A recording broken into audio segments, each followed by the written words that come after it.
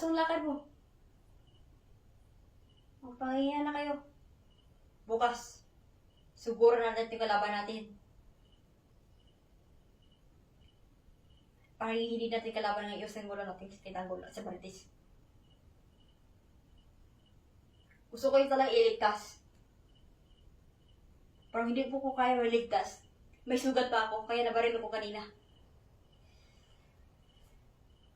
Hindi ko alam talaga Tanggol. Nakabaril kasi ako kanina. Mabuti hindi ako napuruhan. Gusto talaga iligtas niyo si Marites. Ayaw ko talagang pahamak sila. Kay Rigor. Ay kinabay. Alam mo ko talaga kung dapat talaga. Sigurin ninyo ang kalaban nating bagong pulis. Kailan mapahinga na lang kayo. Baka bukas tayo mag-away ang kalaban natin. O sige, bigyan niyo kita magkatataon. Huwag na na. Baka mapuruhan kayo. Akong bahala sa kanila. Alam mo ko Tanggol, kakain mo na kayo bago kayo matulog.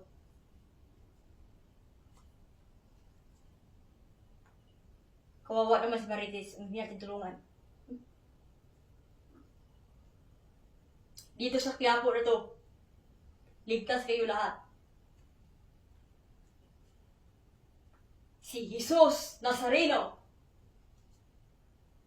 Montenegro Tanggol ang kasama natin. Alam ko talaga. Idol ko talaga yan.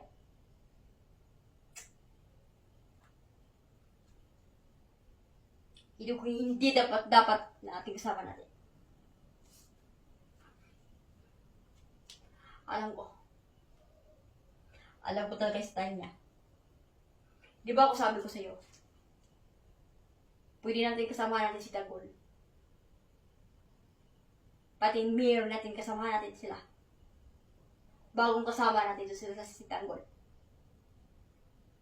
Kaya bigyan natin siya pagkataon makasama natin sila. At hindi natin kaaway. Kaya kaibigan na natin ito si Tanggol. Kaya si Tanggol, dati, kaaway natin. Ngayon, anak na siya Ramon Montenegro. Kaya nasaktan si Tanggol kay Rigor. Kasi si Rigor talaga, gusto niya patayin si Tanggol, kaya hindi siya papayag. Iyon kasamahan natin. Ako talaga, bigyan lang kita pagkatataon na pahinga kayo. O sige po.